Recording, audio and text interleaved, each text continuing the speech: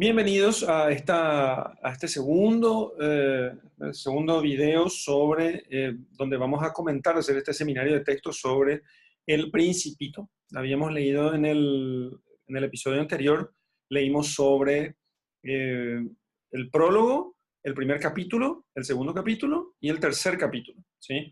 El encuentro del Principito con el aviador, con el autor del texto. Ahora vamos a ver a partir del cuarto capítulo, ¿sí? El cuarto capítulo de El Principito. Y comenzamos entonces leyendo y vamos comentando esto, ¿sí? Habrán visto, ¿sí? Como bien me habían comentado algunos de los participantes que me están ayudando en estos videos, que después de lo que hicimos en en el episodio anterior, ahora resulta que se lee El Principito con un espíritu nuevo, o sea, con una mentalidad completamente diferente. Eso se va a hacer también después con todos los otros textos. Los grandes textos tienen una fuerte carga simbólica. ¿Y eso por qué? Que es justamente lo que los hace grandes. Porque el simbolismo es una cosa exclusivísima de la razón humana. Exclusiva de la razón humana. Y como es exclusivo de la razón humana, el hombre solamente puede hacer eso por causa de su espíritu. Y en la medida en que tenga desarrollado el espíritu, entonces va a poder poner elementos simbólicos y va a poder conectar símbolos con otras cosas que no tienen nada que ver con esta cosa en sí misma, pero sí con algo que ella representa, ¿sí? Y eso exclusivamente los hombres podemos hacer, ¿sí? Nosotros podemos pensar que el rojo tiene algo, habla del peligro, que el verde habla de esperanza, que el amarillo nos puede simbolizar varias cosas, entre ellas, por ejemplo, la muerte, enfermedad, etcétera, etcétera. Bueno, entonces, eso no solo con los colores, también con las formas, con los gestos. Un perro, un animal cualquiera, un perro principalmente, que puede ser amaestrado, va a entender que esto es quédate, ¿sí? Pero va a entender porque yo lo adiestré para que él tenga reacciones condicionadas. Esas reacciones condicionadas son propias, son puramente materiales, porque yo le amaestro para que pueda hacer eso, pero que yo pueda enseñarle a alguien, bueno, esto es para, y después comienzo a hacer que él relacione otras cosas con esto, y que además cuando vaya a otro país pueda haber gestos parecidos y él pueda, si tiene la inteligencia desarrollada, deducir que aquellos gestos también significa pare, porque hay gestos que pueden ser muy arbitrarios, o sea, muy libres, pero hay cosas que no son tan arbitrarias. O sea, levantarte la mano y poner entre vos y yo este gesto, voy a dudar para pensar si esto es otra cosa que no sea quédate allí y no pases, ¿sí? ¿Y eso por qué? Porque nuestra mente puede deducir a partir de esos gestos y de cualquier elemento, de cualquier ente, de cualquier objeto, cierta relación con el ser, cierta relación con el ser. Nosotros captamos su realidad formal, mucho más allá de la realidad material, ¿sí? Los textos, las letras que nosotros vemos tienen significado, significan algo, ¿sí? No son simples líneas o rayitas que están allí, sino que realmente significan algo. Y eso por la realidad espiritual que está en nosotros, que nos hace capaces de eso. Por eso es importante la lectura de los textos que estamos haciendo con este espíritu, con este modo de hacerlo. Bueno, vamos a empezar entonces con el capítulo 4. Comienza entonces el autor diciendo lo siguiente. Supe así, después de la conversación anterior acerca recordemos que en el capítulo anterior él estaba hablando respecto de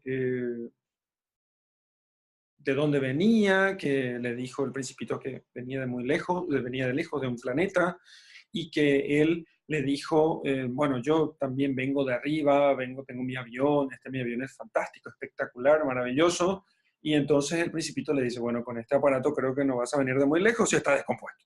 encima te estás ufanando de algo que se descompone. Bueno, entonces empieza el capítulo 4 diciendo, supe así una segunda cosa muy importante. Su planeta de origen era apenas más grande que una casa. Primera cuestión. Él supo que era más grande que era apenas más grande que una casa porque el Principito le estaba hablando acerca de cuando le dijo, ¿para qué me vas a dar una cuerda si es que no va a ir muy lejos? O sea, si yo estoy en un planeta donde yo no necesito una cuerda para poder atar a mi cordero, entonces es porque no va a ir muy lejos. O sea que el planeta es muy pequeño, no se me va a perder. Fíjese la mentalidad cuantitativa de este hombre. Y sin embargo, el Principito estaba hablando no de aspectos cuantitativos, sino de aspectos cualitativos. ¿Sí?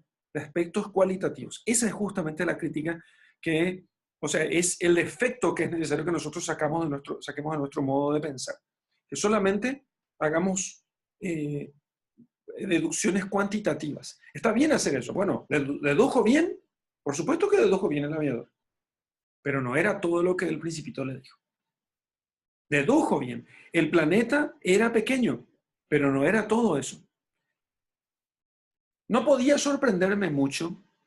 No podía sorprenderme mucho. No sabía bien que fuera de los grandes planetas como la Tierra, Júpiter, Marte y Venus, que tienen nombres, hay centenares de planetas, a veces tan pequeños, que apenas se les puede ver con el telescopio.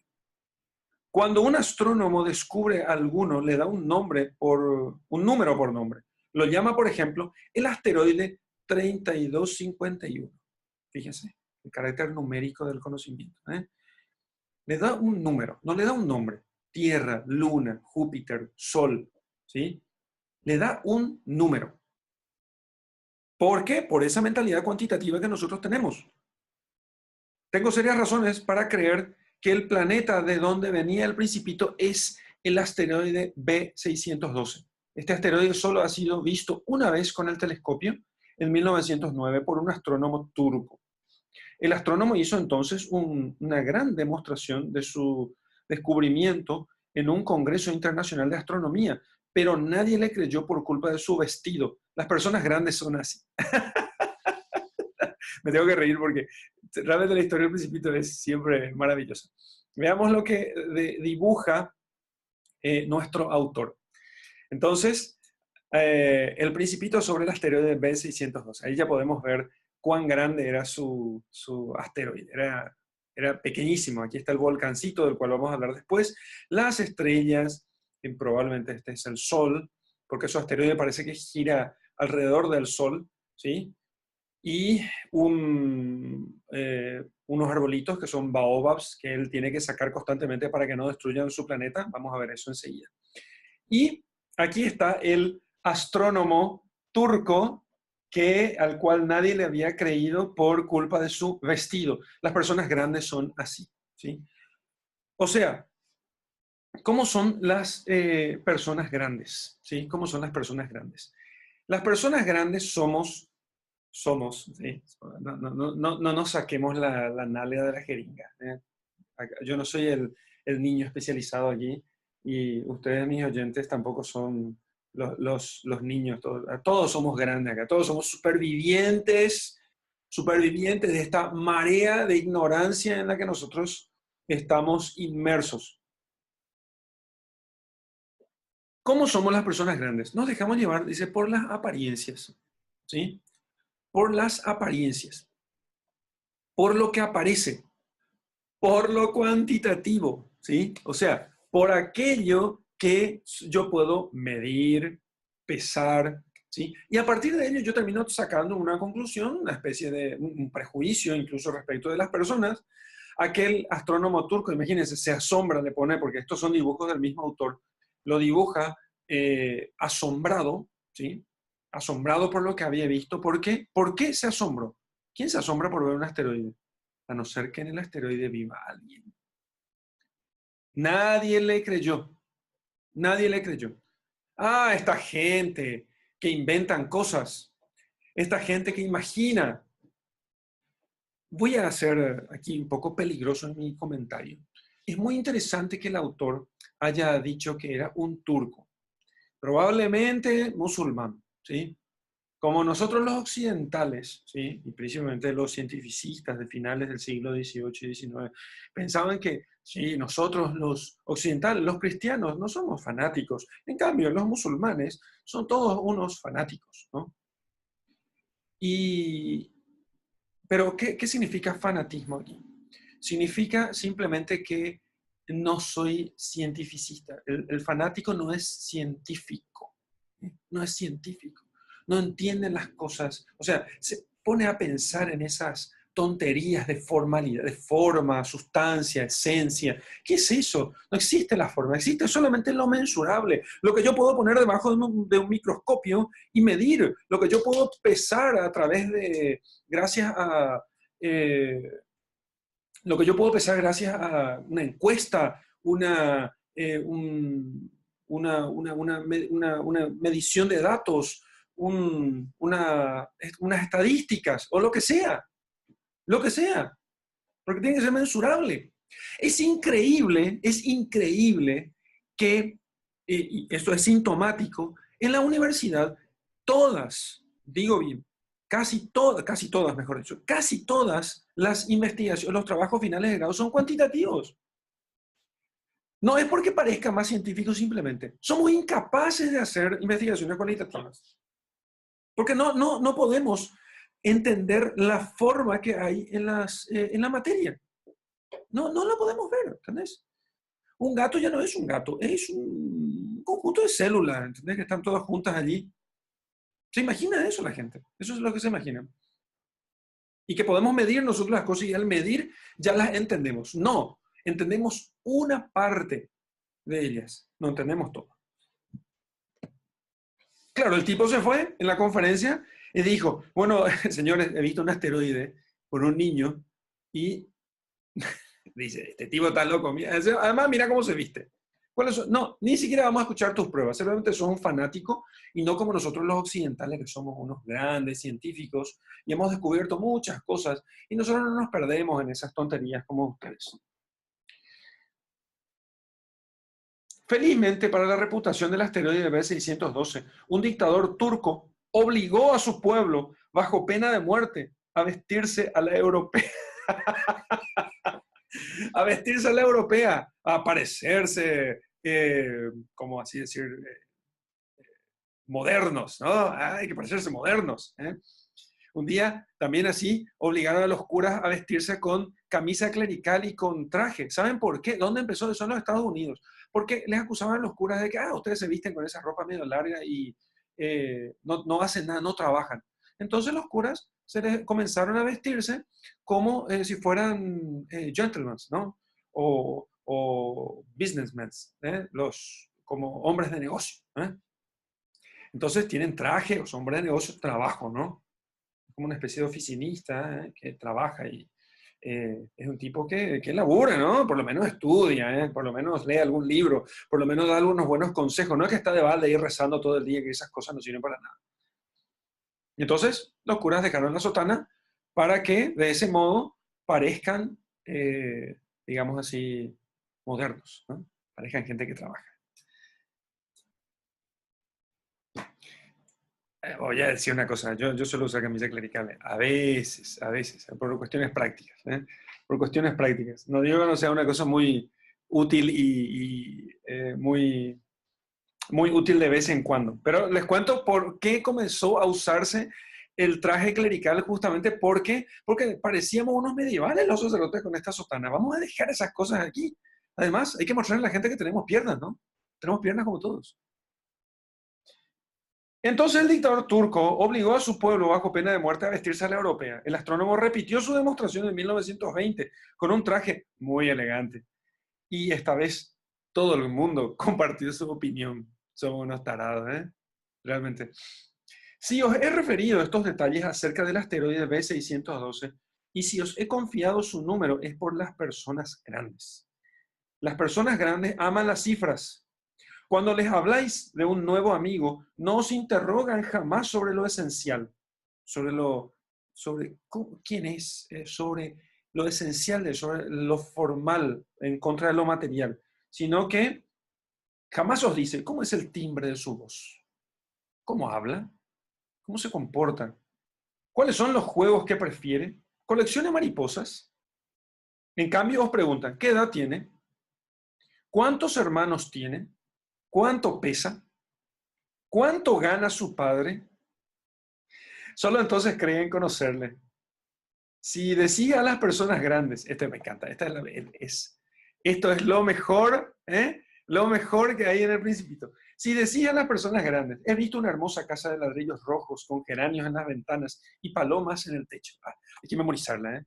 Les recomiendo, memoricen. He visto una hermosa casa de ladrillos rojos con geranios en las ventanas y palomas en el techo. No acertarán a imaginarse la casa. Es necesario decirles, he visto una casa de 100.000 francos. Entonces exclaman, oh, qué hermosa es. Qué hermosa casa, ¿no? Sí, 100.000 francos. Tiene que ser una casa bonita, ¿no? Lo ridículo de la cosa es que hoy nuestros grandes edificios de millones de dólares son una monstruosidad. Son monstruosos. Díganme ustedes, un edificio lindo, parecen paquetes de galletitas puestas en pie. Con agujeritos allí. O cajas de zapato. Horrorosos. Cuestan millones de dólares. ¿Por qué? Porque justo antes hacían edificios bonitos, muy caros, ¿no?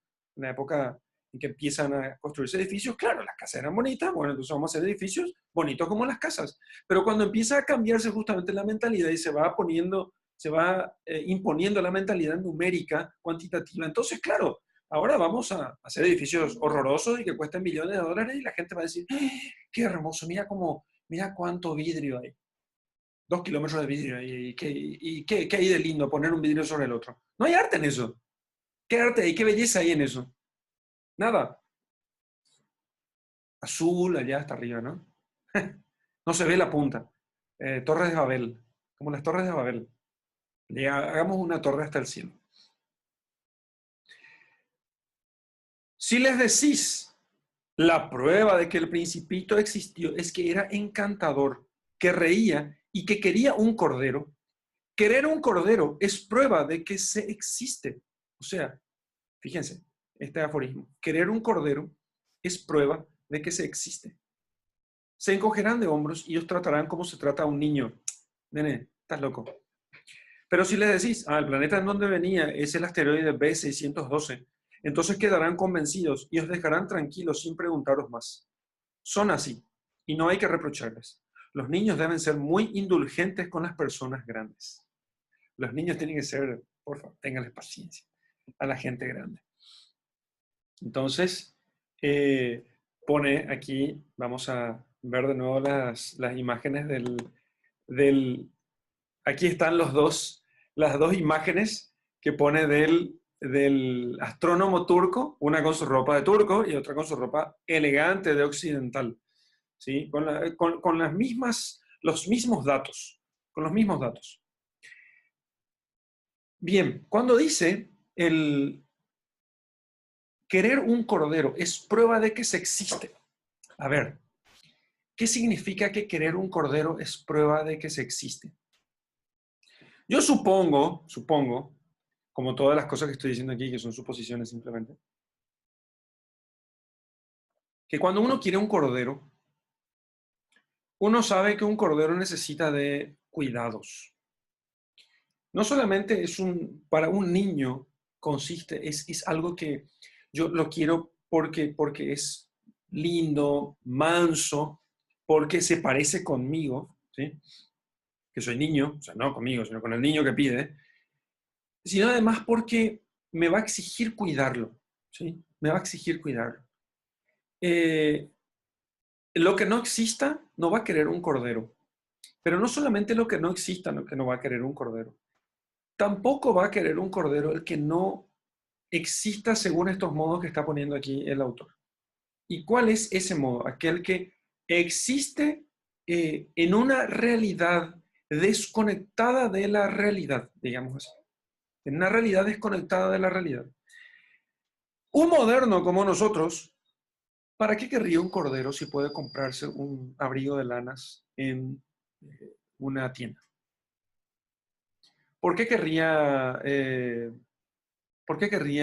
criar peces sí se los puede comprar en latas de sardina. ¿Qué problema hay? ¿Para qué querría plantar tomates en su casa si puede comprarse una lata una lata de salsa de tomates en el supermercado? Nosotros vivimos en un mundo irreal. Vivimos en un mundo irreal, absolutamente artificial. No artístico, sino artificial. Y yo no digo no sea una cosa buena o fácil eso, sino que y uno dice, pero facilita nuestra vida. ¿Facilita nuestra vida para qué? ¿Facilita nuestra vida como para qué? Para hacer más que cosas. Uno dice, bueno, no tiene más tiempo para hacer ejercicios. Sí, por supuesto, pero podés hacer ejercicio plantando tomates. Entonces tengo más tiempo para la familia. ¡Mentira! Nadie tiene tiempo para la familia. Nunca la familia estuvo más abandonada que en nuestros días. Nadie atendía más a su familia que los campesinos que tenían, qué sé yo, 20 vacas y una hectárea de chacra. Esa gente atendía a su familia. Hoy nosotros no atendemos a nadie, ni a nosotros mismos.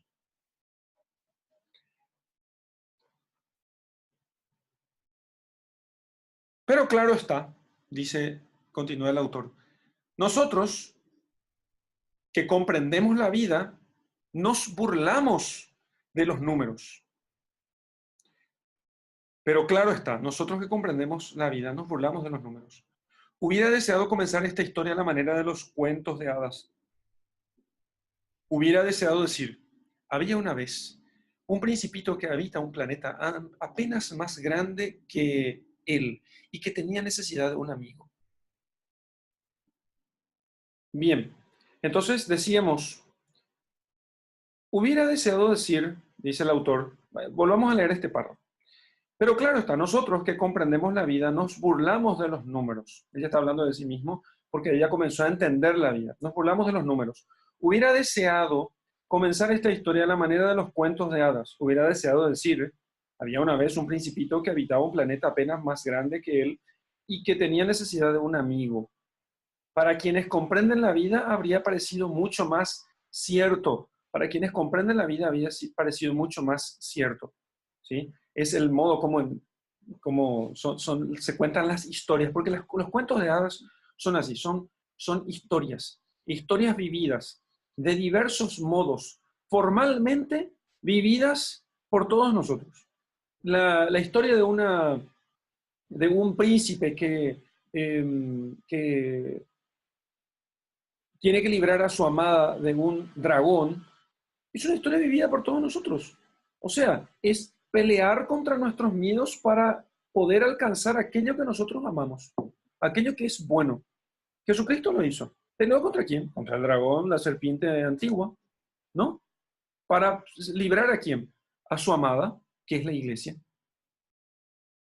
O sea, justamente esas historias de hadas, esos cuentos de hadas, están allí, están en la Sagrada Escritura. Imagínense ustedes. Pero nosotros no podemos comprender la Sagrada Escritura porque no conocemos los cuentos de hadas. Y por eso, dice el autor, con toda razón, no entendemos la vida. John Senior en su libro La restauración de la cultura cristiana va a decir que nosotros no podemos entender los libros, los grandes libros, ni la Sagrada Escritura, ni la historia de la salvación, porque no hemos sido formados con esa multitud de imágenes que nos pueden dar los buenos libros.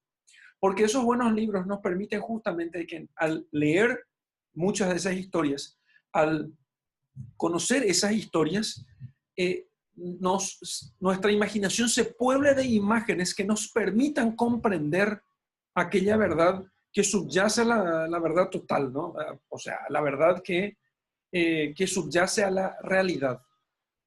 Para que no nos quedemos simplemente en el reino de la cantidad, de los números, sino para que entendamos realmente qué hay debajo de esto. Pues no me gusta que se lea mi libro a la ligera. O sea, hubiéramos leído su libro a la ligera si es que hubiera comenzado con eso. Me apena tanto relatar estos recuerdos. Hace ya 6 años que mi amigo se fue con su cordero. Si intento describirlo aquí es para no olvidarlo. Es triste olvidar a un amigo. No todos han tenido un amigo y puedo transformarme como las personas grandes que no se interesan más que en las cifras. Por eso he comprado una caja de colores y de lápices. Es penoso retomar el dibujo a mi edad, cuando no se ha hecho más tentativas que la de la boa cerrada y la de la boa abierta a la edad de 6 años. Trataré, por cierto, de hacer los retratos lo más parecidos posible, pero no estoy del todo seguro de lograrlo. Unos dibujos salen bien y otros no. Me equivoco también un poco en la talla. Aquí el principito es demasiado alto, allá es demasiado pequeño. Vacilo también acerca del color de su vestido. Entonces voy tanteando de una manera u otra. He de equivocarme, en fin, sobre ciertos detalles más importantes, pero habrá de perdonárseme. Mi amigo jamás daba explicaciones.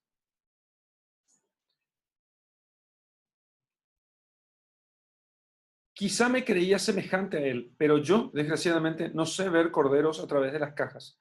Soy quizá un poco más como las personas grandes. Debo de haber envejecido.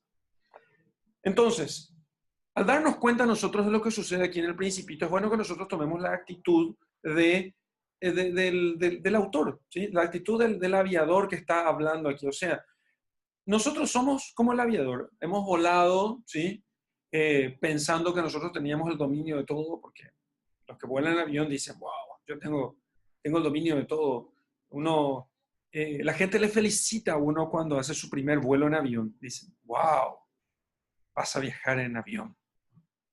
Vas a ir en avión, qué espectacular, qué fantástico, como si fuera un gran logro, ¿no? Primero porque cuesta mucho dinero, por lo menos en Latinoamérica cuesta mucho dinero comprar un pasaje para viajar en avión. Y parece una cosa de primer mundo, claro, porque allá en Europa, viste que todo el mundo se va en avión, ¿no? Y de repente se nos descompone el avión. O sea, realmente nos damos cuenta de que esto no va más. No podemos venir de lejos ni podemos irnos tan lejos. Y bueno, y ahora aquí en el desierto, delante del Principito, lo que nosotros hemos de hacer entonces, ¿qué es?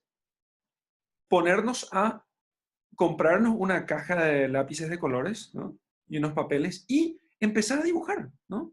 O sea, hacer aquello que nosotros no habíamos hecho desde de chicos y ponernos, digamos así claramente, a leer cuentos de hadas. Es terrible retomar eso a esta edad. Yo tengo 34 años. Hace unos años comencé a leer cuentos de hadas, otra vez. Pequeños cuentitos infantiles. Y eso me permitió entender estas cosas y ver cómo tenía gran relación con las Sagradas Escrituras, con el plan de salvación, con la historia de nuestra salvación, con nuestro Señor Jesucristo, con mi misma vida, y que yo no entendía absolutamente nada, nada de lo que leía, porque no tenía esa imaginación poblada de imágenes y poblada del hábito de ver los símbolos, de ver aquello que si yo no estaba iniciado con esa, en la imaginación, yo no podía ver, simplemente. Entonces, tenemos que hacer el esfuerzo de poder retomar eso. Aunque seamos viejos, bueno, yo soy el más viejo acá en este círculo de estudio, ¿eh?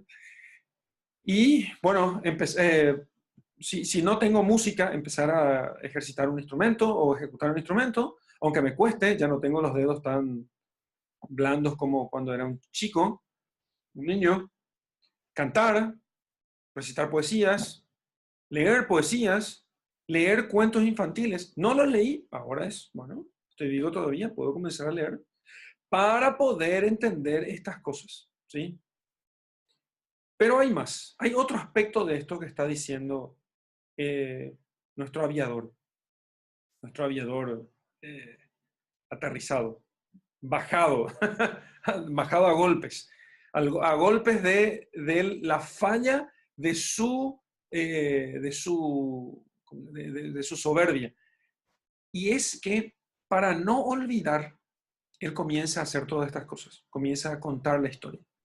Para no olvidar, quiere contar esto que sucedió. La memoria, ¿sí? Ustedes saben que es una cosa que está muy menospreciada en nuestros días, muy menospreciada. Porque nos hacen creer que la memoria es una cosa que no sirve para nada y que hay que entender, ¿eh? Sí, dicen las cosas. No memorices, entendelo, ¿eh? Horroroso, ¿eh? Anda a decir un poco en la Facultad de Medicina, A ver qué te dicen ahí, si hay que memorizar o no, porque si uno no memoriza, no lo entiende. La memoria, para que yo pueda entender algo, es necesario que yo memorice, ¿sí? Que yo tenga recuerdos. Porque solamente al relacionar los recuerdos, al hacerlos presentes a los recuerdos delante de mí y comenzar a descubrir las relaciones unos de otros gracias a la imaginación, entonces yo comienzo a entender lo que sucede. Uno recuerda algo y dice, ahora entiendo. Ah, sí, recuerdo, comprendo ahora. ¿Sí? Comprendo. Eso en los estudios es muy importante, porque yo cuando comienzo a recordar las cosas y a relacionarlas, entonces digo, ah, sí, esto que había aprendido antes, ahora logro encajar. Ahora puedo explicar. Eso era así, ¿cierto? Ahora puedo explicar. Relaciono las cosas unas con otras. Fíjense lo que sucede en la liturgia. Nosotros hacemos memoria año tras año de la misma historia. Año tras año. La misma historia. Después de la reforma, antes de la reforma, nosotros teníamos todos los años las mismísimas lecturas. Ahora, después de la reforma litúrgica de la década del 70, nosotros tenemos 3 ciclos de lecturas. Se recorre todas las lecturas de todos los evangelios, y entonces cada año se lee la pasión, por ejemplo, de uno de los evangelios. Sin embargo, es la misma historia, ¿sí? ¿Y qué sucede aquí? Nosotros recorremos cada año exactamente la misma historia, para que recordándola constantemente, por eso es importante que en la homilía y en el estudio nos salgamos nosotros del ciclo litúrgico, de tal modo que nosotros podamos profundizar cada año un poco más. Porque de todas maneras, lo que nos va a nosotros dar el conocimiento de qué? Conocimiento de Dios. ¿De Dios como qué? De Dios en su Hijo encarnado, como creador, redentor y santificador. Pero a partir de la encarnación del Verbo. Entonces, conocer a Dios no consiste en que yo tome un libro de teología y me ponga a lamer sus hojas. Consiste en que yo conozca a la persona de Jesucristo. Porque si no voy a ser un cientificista, así, igualito, aunque lea a Santo Tomás de Aquino. Aunque lea a Santo Tomás de Aquino. Y fíjense, Santo Tomás de Aquino, ¿sí? Escribe sus mayúsculas obras, pero fundamentalmente la Suma de Teología, porque tenía una memoria prodigiosa. Uno dice, bueno, no vamos a tener la memoria de Santo Tomás de Aquino. No, no, no. No se trata simplemente de tener la memoria que tuvo él, porque eso fue un prodigio de la misericordia de Dios, de su providencia. Se trata de que nosotros entendamos que Santo Tomás escribe eso porque él creció conociendo la persona del Verbo encarnado. Lo escuchó muchas veces, le prestó muchísima atención, cantó año tras año las hazañas de Dios, la obra de Dios. Cantó año tras año y lo sabía de memoria. Y tenerlo en la memoria es tenerlo presente, recordarlo es vivirlo.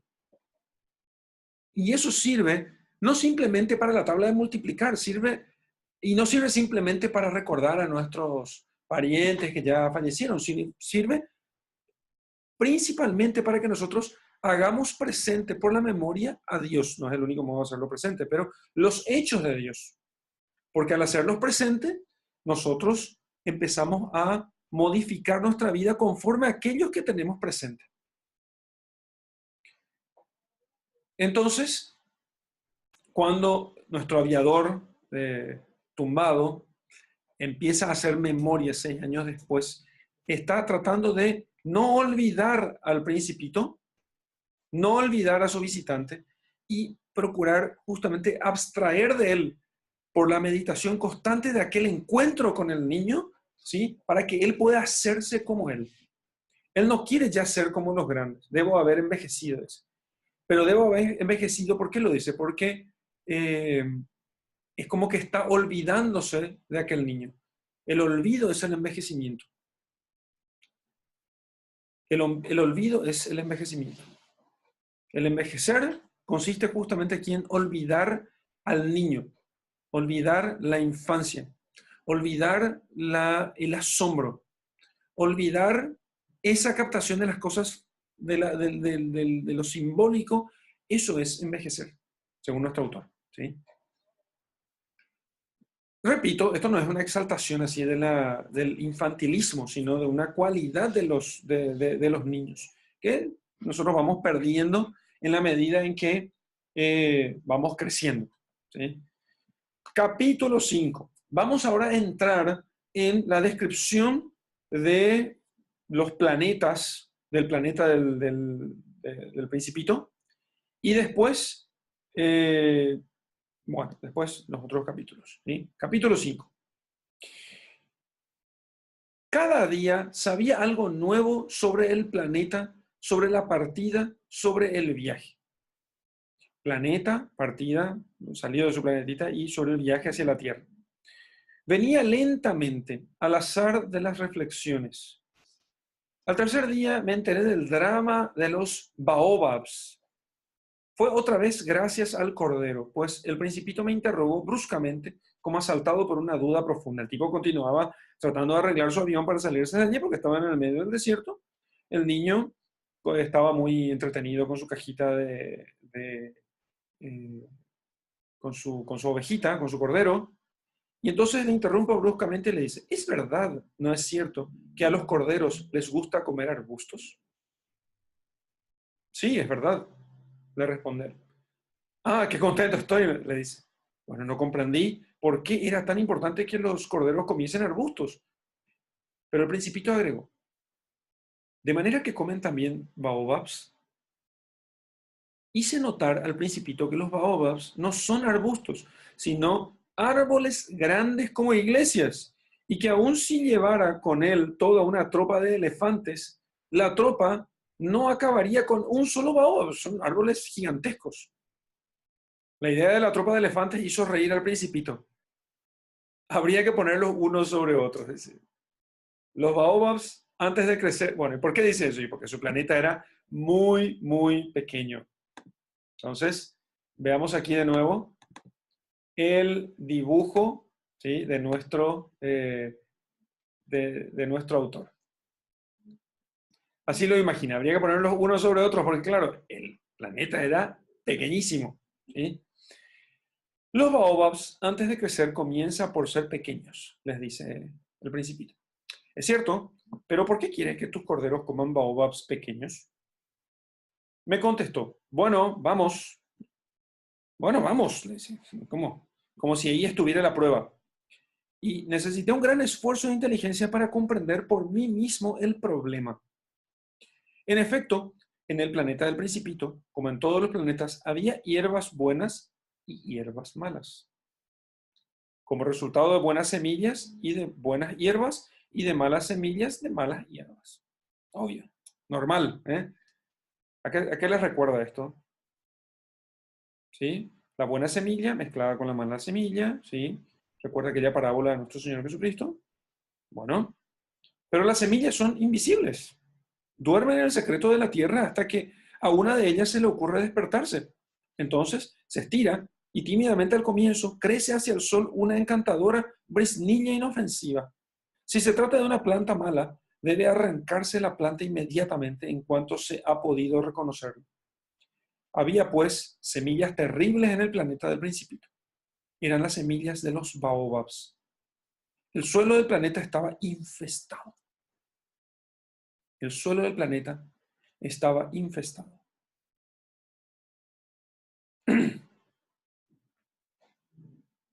Ahí tenemos al Principito sacando los baobabs de su planetita. ¿Eh? Tenía florcitas, pero también tenía esos baobabs.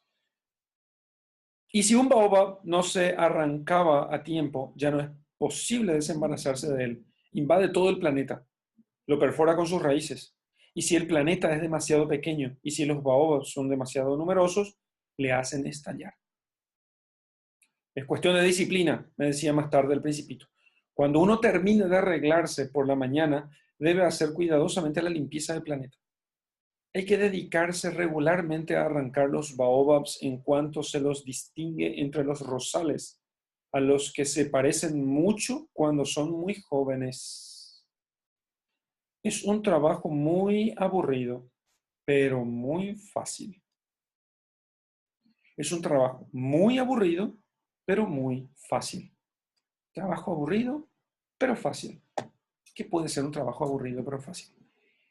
¿Cómo pueden ser los trabajos aburridos, pero fáciles? Aquí, supongo yo, creo yo, qué me parece el baobab? Me parece mucho con la soberbia. ¿Mm? Porque aquí estamos hablando justamente de soberbia y humildad, grandeza y pequeñez. Es un planeta pequeño donde crecen árboles que son que pueden llegar a ser mayores que su propia capacidad. Recuerdo el Salmo 130, que dice, no deseo grandezas que superen mi capacidad, sino que acallo y modero mis deseos, como el hijo en brazos de su madre. ¿Sí? Mis ojos no son altaneros, ni mis ojos no son altaneros, eh, hay una frase más que no recuerdo, no deseo grandezas que superen mi capacidad, no deseo grandezas que superen mi capacidad, sino que acallo y modelo mis deseos como el niño en brazos de su madre. Pero el baobab, la soberbia, es siempre es algo que supera todas mis capacidades y que yo quiero llegar a ser, ¿sí? Y de hecho hay que decir que hoy nuestros jóvenes son como pequeños planetitas en los cuales, pequeños planetitas en los cuales eh, pequeños planetitas en los cuales se quiere hacer crecer un baobab. Eso es lo que sucede. Porque les dicen, nada te puede impedir, nada te va a detener, solamente los límites que ponga tu mente. Entonces, va para adelante, ¿sí? Va para adelante. Eh, no te pongas límites. Si tú quieres, tú puedes, etcétera, etcétera. Si tú quieres, tú puedes, ¿no?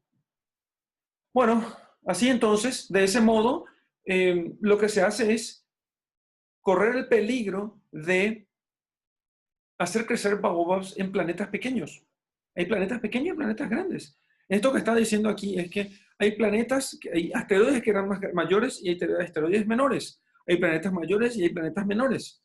Hay mayores capacidades y menores capacidades.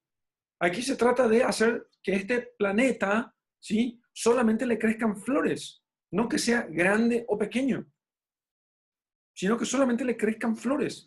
Es muy importante que nosotros entendamos esto. Es muy importante, porque si no lo entendemos, podemos caer nosotros primero en soberbia y después en una frustración que viene justamente de la soberbia, que no es humildad para nada, sino que proviene de la soberbia. Porque no podemos alcanzar cosas para las cuales no estamos preparados y porque vamos a empezar a dar consejos a los demás, no ayudándoles a hacer lo que tienen que hacer, sino engañándolos, procurando que ellos sean lo que no pueden ser. Y que no sean aquello grande que sí pueden ser. Pienso yo, la santidad es lo más grande que nosotros podemos pretender. Y entonces, ¿qué sucede? Nadie pretende la santidad.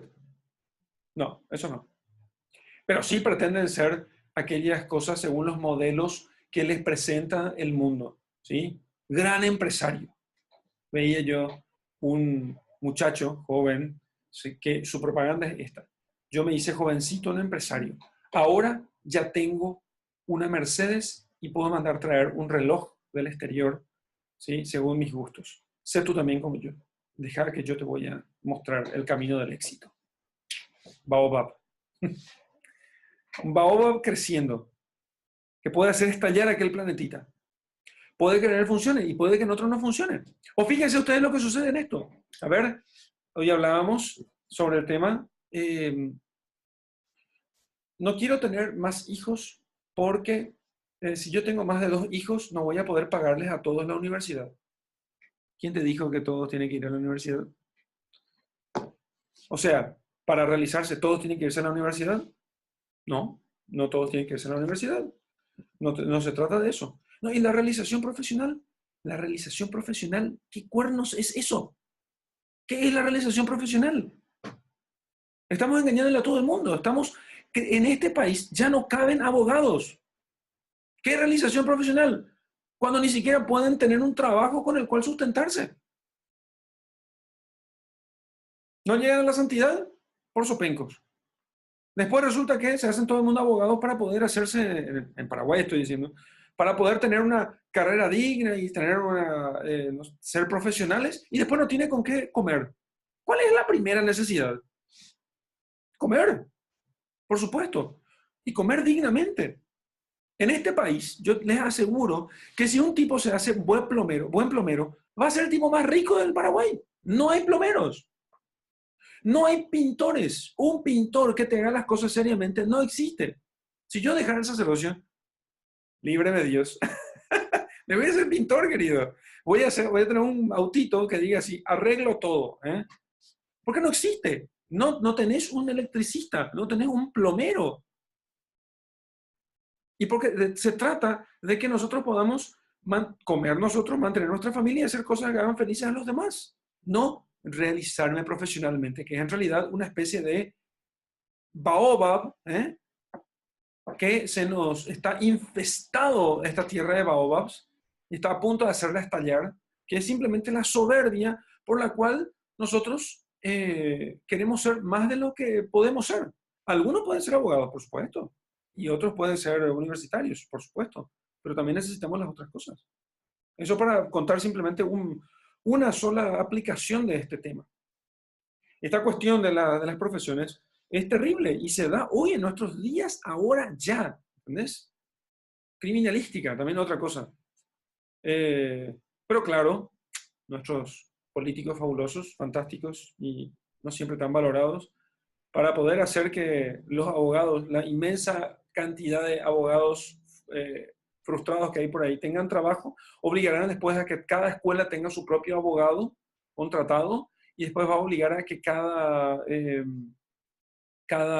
qué sé yo, cada empresa tenga también su propio abogado bajo pena de que les multen. Bueno, ahí ya tenés contratado a todos los abogados. Después, ¿qué hacer con los de criminalística?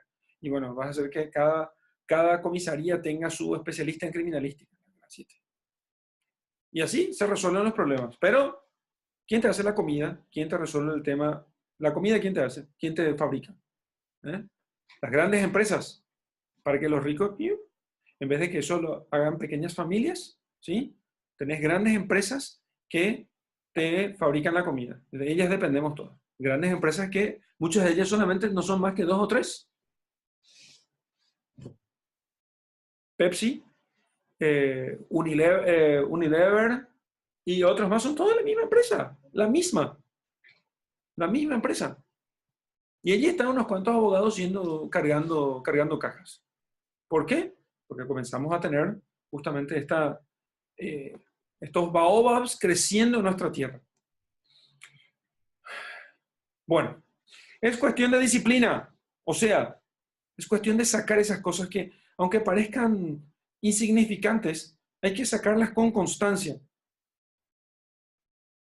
Cuando uno termina de arreglarse por la mañana, debe hacer cuidadosamente la limpieza del planeta. Hay que dedicarse regularmente a arrancar los baobabs en cuanto se los distingue entre los rosales, a los que se parecen mucho cuando son muy jóvenes, así como el trigo y la cizaña. Es un trabajo muy aburrido, pero muy fácil, porque cuando son jóvenes, parece la soberbia y la valentía se parecen mucho. Después, y un día me aconsejó que me aplicara a lograr un hermoso dibujo para que entrara bien en la cabeza de los niños de mi tierra. Si algún día viajan, me decía, podrá serles útil. A veces no hay inconveniente en dejar el trabajo para más tarde, pero si se trata de los baobabs, es siempre una catástrofe. Conocí un planeta habitado por un perezoso. Descuidó 3 arbustos. Vamos aquí al dibujo del autor. Descuidó 3 arbustos. Y según las indicaciones del Principito, dibujé aquel planeta. No me gusta mucho adoptar tono de moralista, pero el peligro de los baobabs es tan poco conocido y los riesgos corridos por quien se extravía en un asteroide son tan importantes que por una vez salgo de mi reserva y digo, niños, cuidado con los baobabs. Niños, cuidado con la soberbia. Cuidadísimo con la soberbia. Para prevenir a mis amigos de un peligro que desde hace tiempo los acecha, como a mí mismo, sin conocerlo, he trabajado tanto en este dibujo. La lección que doy es digna de tenerse en cuenta. Quizás os preguntéis, ¿por qué no hay en este libro otros dibujos tan grandiosos como el dibujo de los baobabs? La respuesta es bien simple. He intentado hacerlo, pero sin éxito. Cuando dibujé los baobabs, me impulsó el sentido de la urgencia. Es urgente que nosotros retomemos que trabajemos en los niños desde niños. ¿Qué hacemos con los niños? No hacemos nada con los niños. Aquí tenemos el baobab. Es el dibujo mejor hecho, según nuestro autor. Su dibujo mejor hecho. Entonces, ¿qué es lo que dice el autor con esto? Que lo que está queriendo decir es que hay que trabajar con los niños y trabajar sin pereza. Somos muy perezosos para trabajar con nuestros niños. Muy, muy perezosos. Porque los niños son niños y qué sé yo, no hay que darles mucha importancia. Además, crecen solos. No hay que corregirles, no hay que hacer con ellos tal cosa, no hay que decirles nada. No. Hay que trabajar en los niños, en el corazón de los niños desde chiquitos, de tal modo que en ellos no crezca ningún arbusto que pueda destruirlos finalmente y que puedas hacerles perder la inocencia con la cual pueden entender el mundo. Entender el mundo. Eso es lo que sucede. La soberbia puede llegar a tomar a una persona de tal modo que la incapacita completamente para poder entender todo. Después ya no entiende nada. Después ya no entiende nada. Y entonces termina perdiéndose en los números. Piensa que entiende, pero no entiende. Piensa que entiende, pero no entiende. Me da lástima ver en la universidad profesores con su licenciatura, 2 licenciaturas, 3 licenciaturas, una especialización, 2, 3, magíster, magíster. No sabe nada. Y no es saber cosas, no es una lista de cosas, es entender el mundo. Entender el mundo. Entender lo que sucede, entender lo que pasa. Salir de ese límite de sus leyes, ¿sí? De sus reglitas y entender las cosas como son. Entender las cosas como son. Y también le va a pasar a todos los jóvenes, ¿sí? A todos los jóvenes que piensan que por tener una carrera ya van a entender el mundo. No entienden nada. Es más, digo yo, ustedes no quieren entender el mundo, váyanse a la universidad. Eso es lo que va a suceder. No digo que no se vayan los que tengan vocación y capacidad para eso, pero la universidad no les va a hacer entender el mundo, les va a dar números, medidas, estadísticas, cosas que estudiar y un papelito certificado que no les va a permitir entender el mundo, no les va a permitir vivir e incluso ni siquiera les va a dar trabajo. Ni siquiera les va a dar trabajo. Yo estudio filosofía en la universidad, ¿sí? Me voy por el papel, ¿eh? Reconozco que me voy por el papel. Yo me voy por el papel porque, lastimosamente, aquí el que entiende de filosofía no puede enseñar si no tiene el bendito papel, para no decir otra cosa. Y nadie va a filosofía, por supuesto. ¿Y por qué no va nadie a filosofía? Porque no hay trabajo. ¿Es donde se van todos en la Facultad de Filosofía de la UNE? A psicología, porque piensan todos que van a tener psicología, van a poder tener trabajo con psicología. Cuando, en realidad, dentro de poco, los psicólogos ya no van a tener trabajo. ¿Sí? Y claro, filosofía nadie va porque no hay modo de tener, no tiene salida laboral con eso. Entonces, la universidad se convirtió en una especie de superentrenamiento para poder conseguir trabajo. Y entonces el eslogan de la universidad es formando profesionales para el mercado laboral. Es la destrucción del conocimiento. Es justamente el fin de la universidad. El fin de la universidad. El fin de la universidad. Porque se termina justamente con su misión de formar gente que piense para poder entender el mundo. El mercado laboral no necesita millones de psicólogos. Necesita de pocos y bien formados. No se necesitan millones de abogados. ¿Qué vamos a hacer con tantos abogados? Tenemos más abogados, no sé cuántos abogados por cada 100.000 habitantes tenemos. Muchísimos. Tenemos muchísimos abogados. Es el mayor número de la región. El mayor número de la región. Pero no tenemos un plomero. Tenemos más abogados que plomeros. Tenemos más abogados que pintores. Y todo el mundo necesita pintar su casa. Y si el tipo va a ser albañil, respeto muchísimo la profesión del albañil y todo, pero lastimosamente el pintor, el albañil o el plomero termina siendo el tipo que no le quedó más nada que hacer en la vida. No es un profesional. No es un técnico